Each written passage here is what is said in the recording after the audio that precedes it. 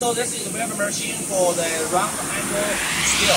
So first we need to make the round angle flange. We need to be like this. Then the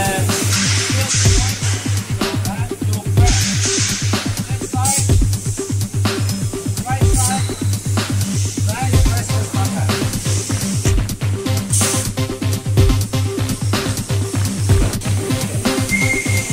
So you need to do the round angle.